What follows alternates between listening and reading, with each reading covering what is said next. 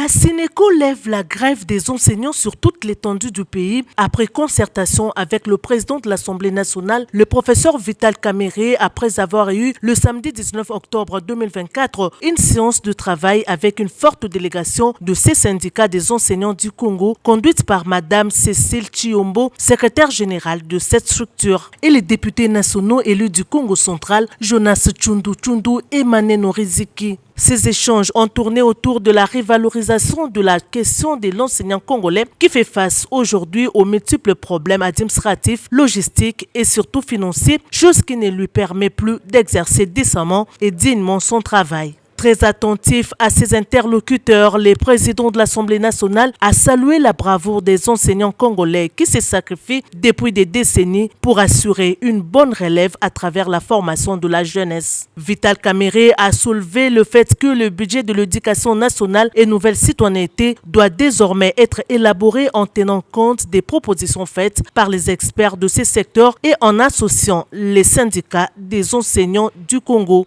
Prêchant la bonne exemple, le professeur Vital Kamerhe a appelé la Sénéco à désigner les experts qui vont travailler avec la Commission économique et financière de l'Assemblée nationale dans l'examen approfondi du projet de loi des finances 2025. Une occasion pour la Sénéco d'être au cœur des discussions sur l'affectation des fonds publics et sur la table des décisions au niveau du pouvoir législatif. Il a appelé la Sénéco à lever la grève des enseignants afin de ne pas mettre en souffrance les élèves. L'honorable président Vital Kamerhe a compris facilement ce qui se passe à travers le système éducatif congolais. Il prend la question en charge et renvoie à l'ECOFIN ensemble avec les syndicats qui va devoir envoyer des délégués pour qu'ils puissent en discuter aux enseignants qui se retrouvent en grève. Aujourd'hui, nous avons une réponse qui nous fait plaisir afin que tous nous puissions regagner l'école. Sur toute l'étendue de la République, nous acceptons de poser nos armes puisque